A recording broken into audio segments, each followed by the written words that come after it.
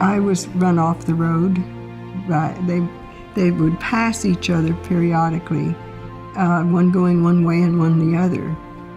And there was not room for two trucks either to come around. It was one curve. It was just really terrible. It would drive anyone off the road. And they had hit a school bus of special ed students at one point too, injuring a couple of them. They took a mirror off one car door. They were dangerous. They were just waiting for someone to get killed. But we finally, thanks to Tim Hugo, our delegate, we got it closed.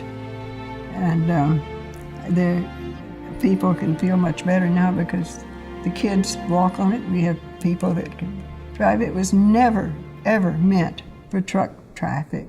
Delegate Tim Hugo is always working for us in our county, and we appreciate him very, very much.